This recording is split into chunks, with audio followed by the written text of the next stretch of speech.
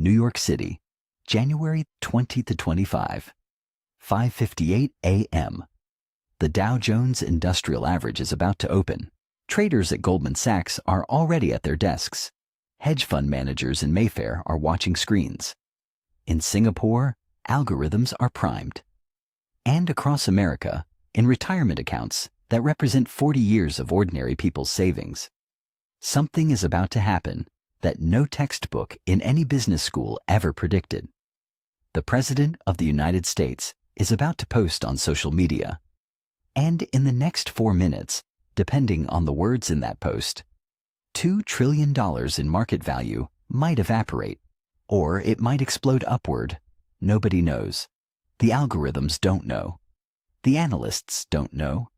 Even the man's own Treasury Secretary doesn't know, because for the first time in modern financial history, the most powerful variable in the global economy isn't a Federal Reserve decision, or a jobs report, or an oil shock.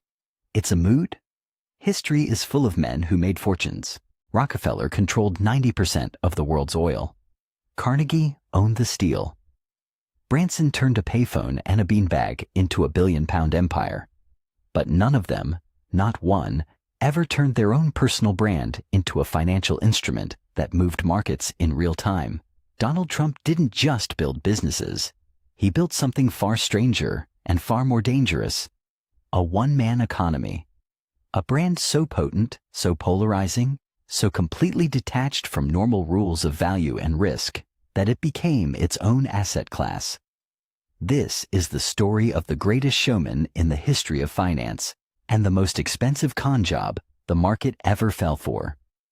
Donald Trump did not come from nothing, and that distinction matters enormously to everything that follows. Fred Trump was a builder, not a visionary, a builder. He constructed affordable housing across Brooklyn and Queens, methodically, profitably, without drama. He drove a second-hand Cadillac and lunched at the counter. He ran tight balance sheets and never borrowed more than he could repay. He made a fortune by being utterly, almost aggressively, boring. His son watched all of this and drew the exact opposite conclusion. Fred showed Donald the machine. Donald decided the machine wasn't the point. The point was the story of the machine, the feeling of the machine, the idea, bold, gleaming, inescapable, that you were in the presence of something extraordinary. Fred gave Donald his first loan, $1 million by most accounts, though Trump would later claim it was a small loan, said with the casual wave of a man who has never once worried about a utility bill. It's a revealing exaggeration, because exaggeration wasn't just Trump's habit, it was his business model. In 1971, Donald Trump moved to Manhattan. Fred's world was outer borough practicality. Manhattan was theater, and theater, Trump immediately understood, operated on entirely different economics. In the real world, value is determined by fundamentals, cash flow, location, yield. In the theater, value is determined by audience, by narrative, by the story you can make them believe. He was about to write the greatest story New York had ever heard. The Commodore Hotel sat on 42nd Street, like an embarrassment. It was 1974.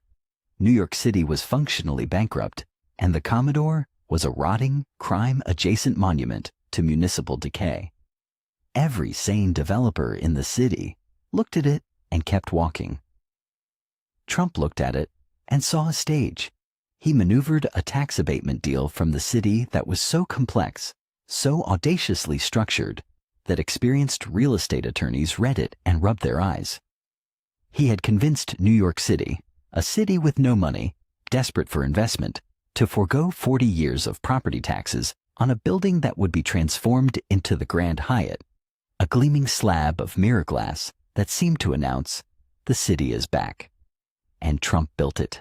The real story wasn't the hotel. The real story was what the hotel did for the name Trump. In one deal, he had taken a nothing building, attached his identity to its resurrection, and made himself synonymous with New York's recovery.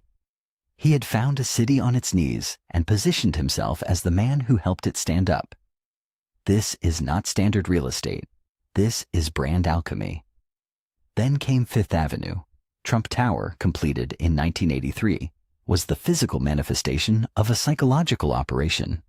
The atrium, all pink marble and brass and tumbling water, wasn't built to house offices. It was built to induce a feeling. The feeling that you were inside success itself. That proximity to the Trump name was proximity to something elevated, something winning. The apartments sold above market because the market wasn't buying square footage. It was buying identity. By 1987, Trump published The Art of the Deal. It became a cultural artifact, not really a business book, more of a scripture for a particular kind of American ambition. It sold millions of copies. It didn't teach people how to build hotels. It taught them how to feel like someone who could.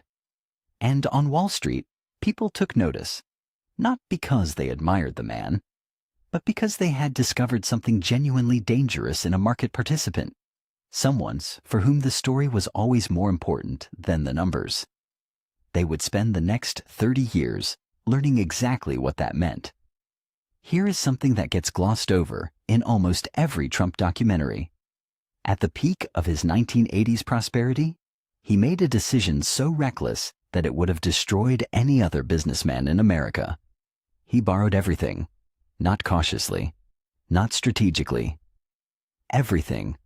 The Trump Shuttle airline, the Plaza Hotel, the Taj Mahal Casino in Atlantic City, which he described with characteristic restraint as the eighth wonder of the world. He financed these acquisitions with junk bonds, bank loans, and a level of personal guarantee that meant if one domino fell, they all did. The Taj Mahal alone cost $1.2 billion, financed largely at 14% interest, a rate so punishing it essentially required the casino to be the single most profitable gaming venue in Atlantic City history just to break even. The analysts who underwrote these deals knew this. The bankers who signed the loans knew this. Everyone in the room knew this, and they did it anyway. Why? Because the name. Because Trump had so successfully constructed the myth of the Midas touch that lenders found themselves reasoning backwards from the brand. If Trump is doing it, there must be a logic we're not seeing. He'll find a way. The brand had become leverage, actual financial leverage. He was borrowing against his own story.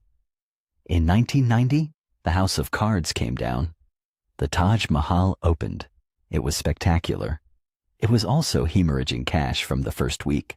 The interest payments alone were consuming revenue before a cent reached profit.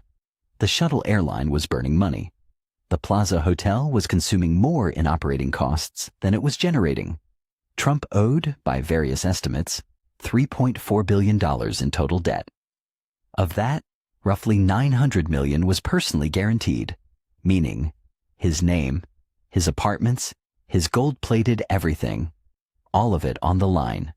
The banks gathered. And here is where the story gets genuinely extraordinary. They didn't foreclose. They restructured. They handed Trump a $450,000 monthly allowance for living expenses. While they worked out a restructuring plan, they gave him an allowance. The man who owed them nearly $1 billion personally was given pocket money so he could maintain the lifestyle of a billionaire while technically being insolvent. Ask yourself, would they have done that for you? No. They did it because Trump had identified something that most people miss about the financial system. That in debt relationships, the size of what you owe changes who holds the power.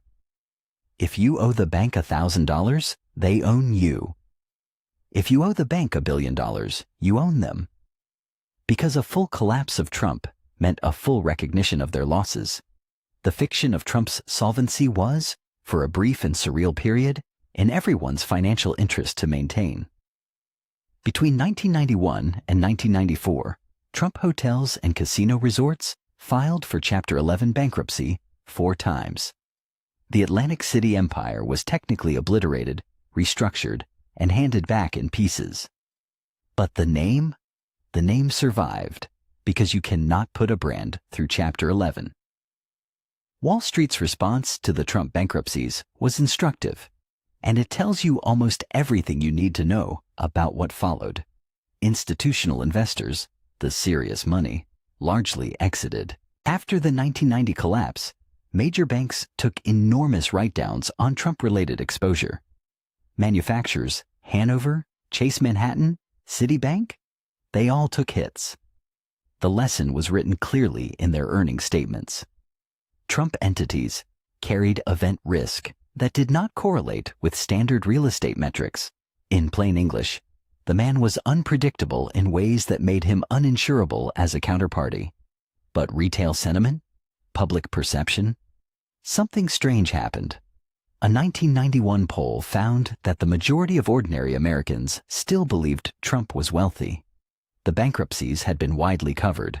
The details were public. And yet, the myth persisted. Because the myth wasn't built on balance sheets. It was built on gold lobbies and reality television, and a handshake so practiced, it felt like destiny. The market had two completely different assessments of the same entity running in parallel. And the gap between them was where Donald Trump would live for the next 3 decades. After the bankruptcies, Trump made a pivot so elegant, it deserves to be studied in every business school on earth. He stopped being a builder. He became a licensor. The logic was precise. Building things required capital, which required banks, which had by now largely closed their doors to him. But there were developers around the world, in Panama, in the Philippines, in Azerbaijan, who would pay enormous sums for one thing: the right to put the word Trump on their building in 6-foot gilded letters. They were buying perceived prestige. They were renting his story. And for this, Trump would collect licensing fees in the millions, with no capital outlay, no construction risk, no operational liability. He had turned his brand into a financial instrument that required no underlying asset. He was selling the feeling of Trump purely, in its distilled form. The economics were breathtaking. Trump SOHO, Trump International, Trump this, Trump that. Buildings in which he often owned nothing beyond the nameplate, yet collected fees, maintained the mythology, and added line items to the narrative of his wealth. And then came the most powerful amplification machine ever built. On January 8, 2004, The Apprentice premiered on NBC. 28 million people watched the first episode. For 14 seasons, American television broadcast, in prime time, a weekly confirmation of the Trump mythology. Here was the man in the boardroom. Decisive, omniscient. A thumb extended, a phrase delivered, "You're fired," that encoded into popular culture the idea that Trump was the ultimate arbiter of success and failure. The show was fiction, of course. The boardroom was a set. The decisions were scripted, or at minimum heavily shaped, by producers. The actual daily operation of the Trump Organization bore no resemblance to what 40 million weekly viewers were watching. But here is the financial consequence of that distinction. It didn't matter, because the people who would later buy Trump-branded steaks, Trump University courses, Trump vodka, and eventually shares in Trump media, they weren't buying a product. They were buying membership in a story. And The Apprentice had been broadcasting that story in high definition directly into American living rooms for a decade. By 2015, the Trump brand had achieved something genuinely unprecedented. It had become self-sustaining. A perpetual motion machine of perceived value, divorced from any underlying business reality, powered entirely by attention. There is a moment in every financial bubble where the asset that's about to go parabolic has its public debut. The dot-com companies had their IPO days. Bitcoin had its Silk Road notoriety before the mainstream arrived. The Trump political asset had its moment on a golden escalator. On June 16, 2015, Donald Trump descended the escalator at Trump Tower, to announce his presidential campaign. The speech was rambling, inflammatory, and covered by every major outlet in the country, largely because journalists assumed it was a publicity stunt. It wasn't a publicity stunt. It was the most consequential financial event of the decade, because Trump had understood something about the attention economy that the rest of politics was still fumbling towards. In a world of infinite media channels, the only scarce resource is attention. And nothing generates attention like provocation, like outrage, like saying the thing the system insists you cannot say. He wasn't running a political campaign. He was running the largest brand extension in American history. And the market, the actual financial market, took note. The night of the 2016 election, futures markets went haywire. As states began reporting results and the unthinkable began to look inevitable, S&P 500 futures dropped nearly 5% in after-hours trading. The peso collapsed, the Mexican market circuit breaker triggered, bond yields spiked, and then, in one of the most dramatic reversals in market history, it all unwound. By morning, the Dow was pointing upward. Why? Because Wall Street had recalibrated. The initial reaction was fear of the unknown. A candidate who had promised trade wars, who had described NATO as obsolete, who had floated the idea of defaulting on U.S. debt. Pure uncertainty premium. But then the second layer arrived. What does Trump actually want to do for business? Tax cuts, deregulation, fossil fuel expansion, infrastructure spending. The policy agenda, stripped of the rhetoric, was the most business-friendly platform in a generation. The Trump trade was born. Defense stocks surged. Raytheon, Lockheed Martin, up 7 to 10% in the weeks after the election. Banks roared higher as investors priced in lighter financial regulation. Goldman Sachs up 30% in a month. Coal and oil companies bounced on the expectation of a regulatory rollback. The Dow Jones gained 2,000 points in the 2 months following the election. In the financial press, they called it the Trump bump. It was real, it was measurable, and it was entirely built on the anticipation of policy, not the policy itself. The brand had moved markets on pure expectation. The promise of Trump was priced in before Trump had done a single thing. And then the presidency began. And the market discovered something no risk model had ever priced before. The President of the United States was posting on Twitter at 3 a.m. Let's just sit with that for a moment. In January 2018, a single Trump tweet targeting Amazon. They pay little or no taxes to state and local governments, use our postal system as their delivery boy, wiped $30 billion from Amazon's market cap in a single session.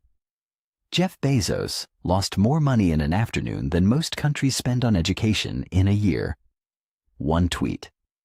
$30 billion. Gone. In August 2019, Trump tweeted that he was ordering U.S. companies to leave China, invoking emergency powers that most constitutional lawyers said he didn't have. The Dow dropped 600 points in the same session. The 10-year Treasury yield hit its lowest level in 3 years as investors fled to safety. In May 2019, his tweets escalating the trade war with China wiped $1.7 trillion from global equity markets over a single weekend.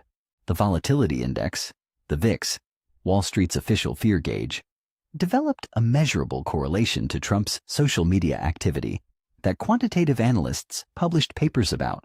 They called it tweet risk. It became a factor in portfolio construction, a tweet, as a financial risk factor. In institutional portfolio models, history has no parallel for this. To understand Trump's financial impact, you have to look sector by sector, because the story isn't uniformly positive or negative. It's a map of disruption. Defense and aerospace were the clearest beneficiaries. Trump's 2018 defense budget of $716 billion was the largest in American history. Lockheed Martin, Northrop Grumman, Raytheon, Their combined market capitalization grew by hundreds of billions over 4 years. If you held an aerospace index fund in January 2017, you did exceptionally well. Energy, specifically fossil fuels, saw an almost immediate deregulatory dividend, the rollback of Obama-era environmental regulations, the approval of Keystone XL, the withdrawal from the Paris Climate Accord. These were legislative gifts to the oil and gas sector. West Texas Intermediate crude climbed. Shale production expanded. Energy stocks posted double-digit returns in the first year. Financial services loved the Trump years until they didn't. The rollback of Dodd-Frank regulations, the loosening of Volcker rule restrictions on proprietary trading. Banks got what they wanted in the first 2 years. Goldman Sachs stock doubled between 2016 and 2018. Agriculture became a casualty of the trade war almost immediately.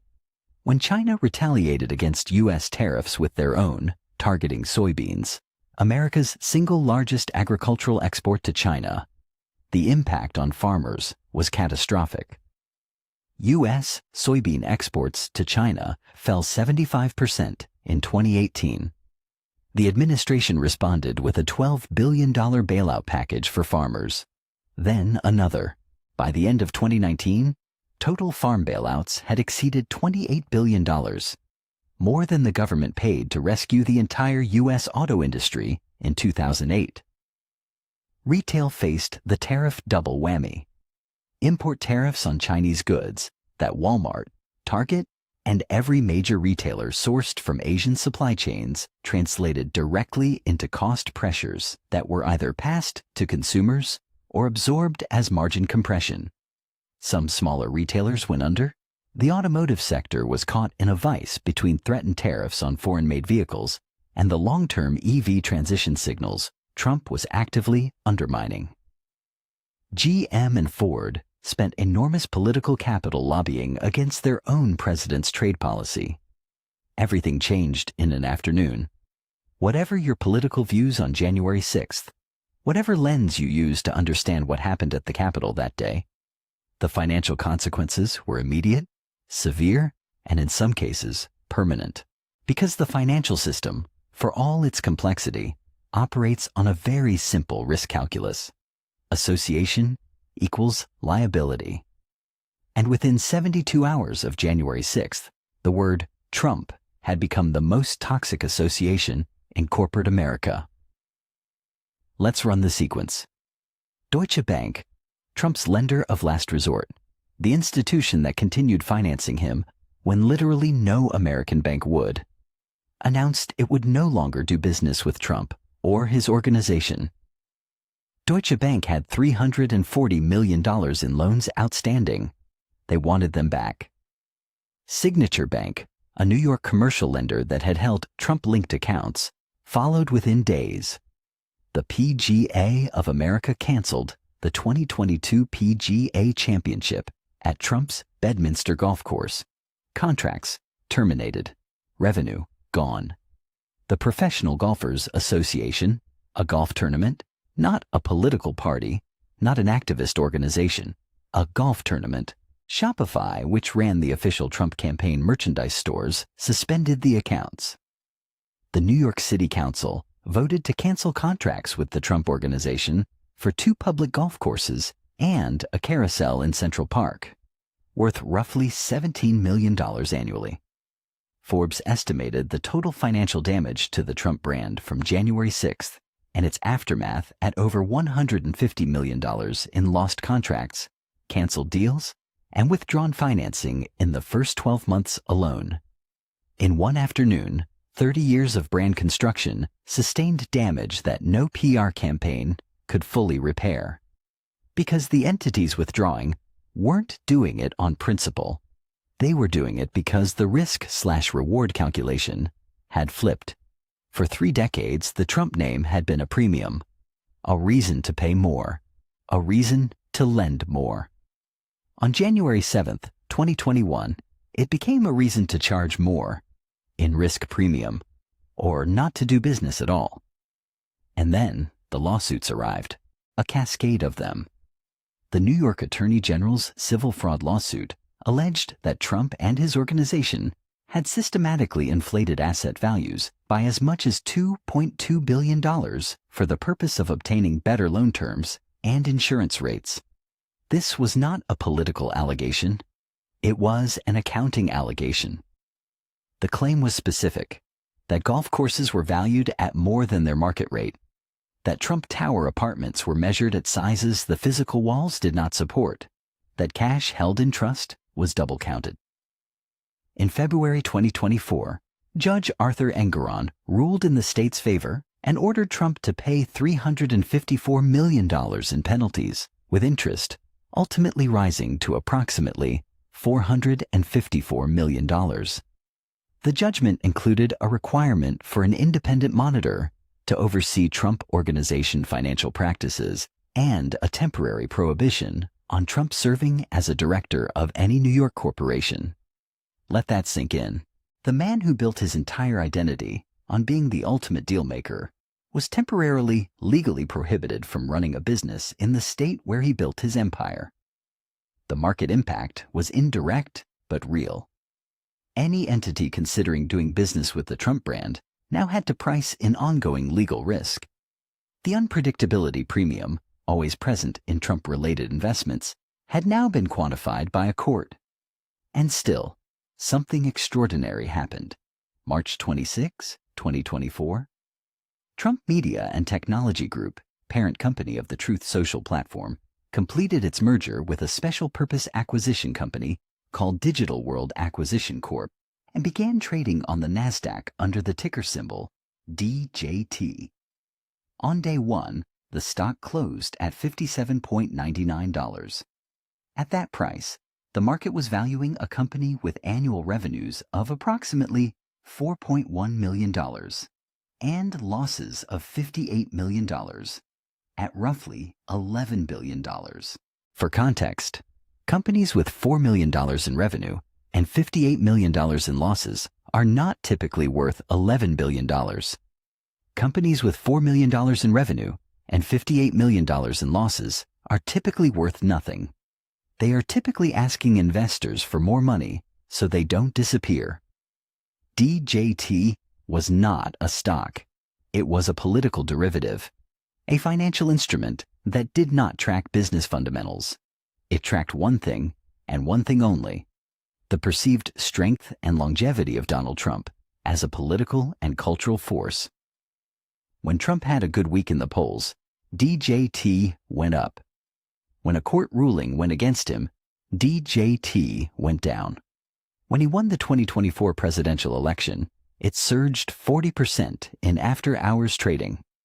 This had never existed before in the history of finance. You could now buy and sell a share certificate that was essentially a bet on a single human being's political fortunes. Retail investors, the Reddit crowd, the MAGA-aligned small investors who were simultaneously buying Trump NFTs and Trump trading cards, drove the price. At its peak, DJT was trading at a price-to-sales ratio of approximately 2,000. Tesla, at its most overvalued peak, hit a price-to-sales ratio of 25. The most expensive legitimate growth companies in the world have price-to-sales ratios in the double digits, 2,000. The stock was priced in the most literal mathematical sense, as though Truth Social would one day rival Meta or Google in revenue. No institutional investor with a fiduciary duty believed this. But the institutions weren't driving the price. Belief was. The cult had become a ticker symbol. Then Trump returned to the White House for a second term, and the financial markets discovered that tweet risk had evolved into something far more consequential: executive order risk. In April 2025, the administration announced sweeping reciprocal tariffs, a 10% baseline on all imports, with country-specific rates reaching 145% on Chinese goods. The announcement sent the S&P 500 into its largest two-day decline since the COVID crash of March 2020.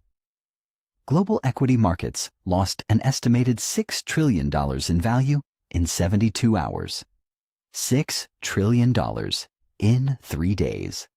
as a direct response to a policy announcement from one man. Apple, arguably the most valuable company in the world with its entire supply chain running through China, fell 22% in a week, erasing nearly $700 billion in market capitalization. Tim Cook flew to Washington personally, the CEO of the world's most valuable company, asking for relief. But here is what made this moment genuinely unprecedented in market history. The tariff rates were then partially reversed, paused, modified, and reapplied. Sometimes within days, sometimes within hours. The market could not price certainty. It could only price uncertainty, and it priced it expensively. The VIX, the fear gauge, spiked above 50 for the first time since the pandemic. Trading desks that had survived the 2008 financial crisis, the European debt crisis, and COVID were describing the tariff volatility as unlike anything in their professional experience. Not because of the economic impact of tariffs per se. Economists had models for that. But because the unpredictability of the policy itself made risk management effectively impossible. You cannot hedge against a 3 a.m. tweet that reverses a policy announced at 2 p.m. Investor sentiment surveys hit multi-year lows. Consumer confidence declined. Business investment surveys showed the steepest falls in new capital expenditure intentions since 2009. Companies began describing policy uncertainty as the primary obstacle to investment planning. Not interest rates, not labor costs, not demand. Policy uncertainty as the number one economic risk in the world's largest economy. The chaos produced something interesting in asset allocation that financial analysts are still processing. Gold, the traditional safe haven, the thing humans have run to during every economic crisis since the pharaohs, hit an all-time high above $3,200 per troy ounce in early 2025. Not because of inflation, not because of a war, because investors needed something that didn't correlate with Trump's mood on a given Tuesday. Bitcoin, and this is genuinely fascinating, did something unusual for a risk asset. In prior periods of market stress, crypto had sold off alongside equities, confirming its character as a high-risk speculative instrument. But in 2025, during the tariff volatility, Bitcoin showed partial safe haven characteristics. Not gold-level correlation, but movement that suggested some large allocators were treating it as a policy-uncorrelated store of value. Part of this was Trump himself, who had pivoted from crypto skeptic to crypto advocate and had attended Bitcoin conferences, promising to make America the crypto capital of the world. He had launched his own meme coins, Trump and Melania tokens. That generated enormous controversy when it emerged that insiders held a large majority of the supply. The irony was almost too perfect. An asset class designed to operate outside government control had, in a roundabout way, become partly dependent on the mood of one government official. The bond market sent its own message. The 10-year U.S. Treasury yield, the bedrock of global finance, the price of American sovereign credibility, moved in ways that alarmed economists, not just because yields rose, but because at moments of equity stress they also rose, when traditionally they should fall as investors seek safety in government bonds. The simultaneous fall of stocks and bonds suggested investors were pricing risk not just in equities, but in the creditworthiness of American policy consistency itself. That is a sentence that would have been unimaginable in 2015. The United States government's reliability as a policy counterparty, being priced as a risk factor. So after everything, after the golden lobbies and the bankruptcies, after the television show and the presidency, after the tariffs and the meme coins and the historic volatility, what does finance actually think of Donald Trump? The honest answer is, it depends which layer of finance you ask. Institutional finance, the pension funds, the sovereign wealth funds, the serious money, moved away from Trump-adjacent investments after 2021 and has largely not returned. The risk premium attached to his name in underwriting circles is substantial. The legal exposure, the policy unpredictability, the reputational contamination risk. These are priced as real costs by anyone running a fiduciary book. The Deutsche Banks of the world have learned their lesson. The $340 million loan that became a $340 million problem has been added to the institutional memory of what Trump credit risk actually looks like. But retail finance, and this is the genuinely new thing, the thing that didn't exist 30 years ago, tells a completely different story. DJT stock exists. People buy it, not because they believe in the business fundamentals, because they believe in the man. It is a financial expression of tribal loyalty, and it moves millions of dollars daily. Trump NFTs, digital trading cards depicting him in superhero costumes, sold out at $99 each, raising $4.5 million in less than 24 hours. They are, by any objective standard, worthless JPEG files. Their secondary market price spiked to several $1,000s per card before collapsing. This is the exact mechanics of every speculative bubble ever recorded: artificial scarcity, manufactured urgency, and the willingness of buyers to pay not for value, but for association. The lesson is not unique to Trump, but he has demonstrated it more purely than anyone else. In an attention economy, belief itself is an asset class. It can be packaged, sold, and listed on an exchange. It can make people money, and it can lose them money. It follows no fundamental law of finance except the one that governs all bubbles, that the story is worth exactly what the last buyer was willing to pay for it. We started this documentary by invoking the names of history's great financial builders. Let us end with an honest comparison. John D. Rockefeller built infrastructure. Physical infrastructure, pipelines, refineries, the physical substrate of the modern energy economy. When the government broke up Standard Oil, the underlying assets were so real, so productive, so fundamentally valuable that they doubled in worth on the public markets. The thing Rockefeller built outlasted him by a century and still powers the world. Richard Branson built experiences. He found industries that had forgotten their customers and reminded them. Virgin Atlantic is still flying. The brand still means something real. An underdog's promise to treat you better than the establishment. Volkswagen built engineering, and when they corrupted their engineering with a lie, the destruction was proportional to the quality of what came before. The punishment was real because the crime was against something real. What did Trump build?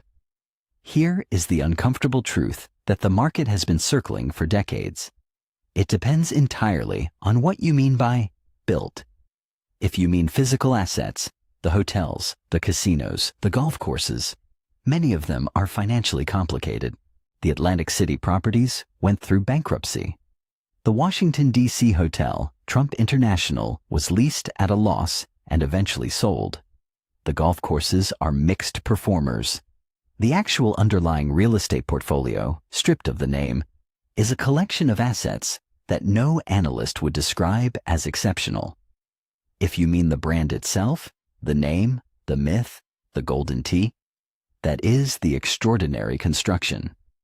As pure brand architecture, it is without precedent.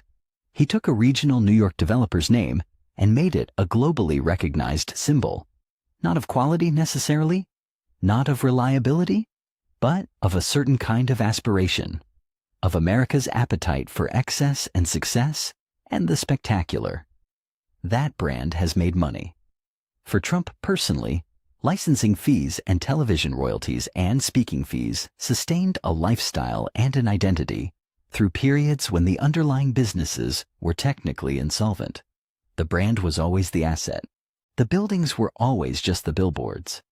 Whatever happens next in the Trump story, and it will continue, because stories like this never resolve cleanly. Several things have changed permanently in the financial world. First, the political financial interface will never be the same. Trump demonstrated that political communication, Even unilateral, unvetted social media communication can move markets instantaneously and at scale. Every major central bank now monitors social media alongside traditional economic data. Risk models have been permanently updated. The tweet risk factor is now a real variable in quantitative finance. Second, the meme stock era, of which DJT is a part, has legitimized emotional and tribal investment as a real market force. Institutional finance spent years dismissing Reddit traders. Then, GameStop happened. Then AMC. Then DJT. The message is now understood. In a world where retail investors are democratized by zero-commission apps and mobilized by social platforms, fundamentals are only part of the price story. Belief is the other part. And belief can, for shorter or longer periods, overwhelm fundamentals. Third, the relationship between political power and market power has been redefined.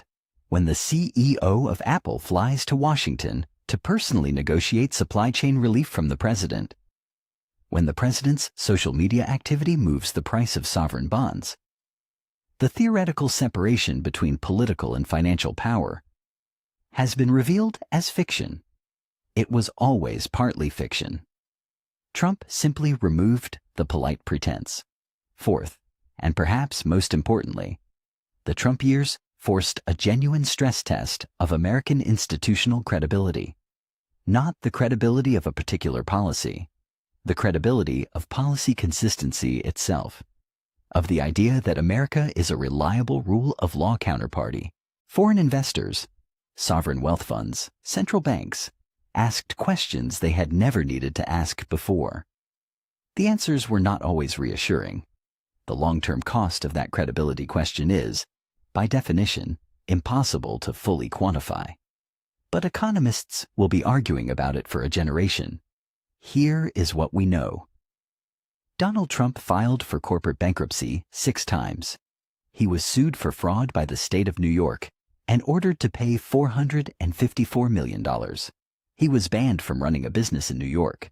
He lost money in casinos, businesses so structurally profitable that conventional wisdom holds it is nearly impossible to lose money running them.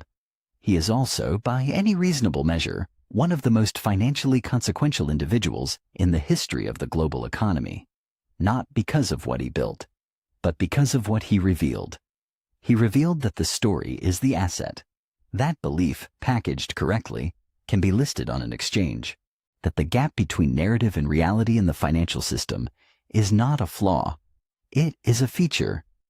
And that a sufficiently powerful personality can exploit that gap to a degree that bends the entire market around its own mythology. He revealed that the American financial system, the most sophisticated capital allocation mechanism ever devised, can be moved by a single man's mood at 3 a.m. in a way that wipes the retirement savings of millions of people who have no idea his name is even involved.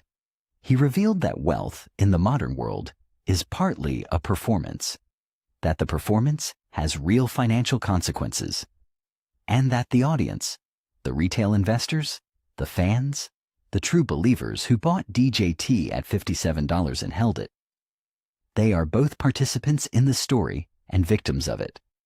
John D. Rockefeller said, "I believe the power to make money is a gift from God." Maybe. But Rockefeller built something that actually moved oil through the ground, something that lit the lamps of a continent, something that, for all its predatory construction, produced tangible value. Trump built something different. He built the most expensive story ever told. And the market, with all its algorithms and all its Nobel laureates, and all its trillions in computing power, never quite figured out how to price it. Maybe that's the most Trump thing of all. Subscribe if you want more stories about the people who rewired the modern world. Hit the notification bell. And tell us in the comments, is Donald Trump the greatest financial genius of the 21st century? Or the greatest con artist? We'll see you in the next one.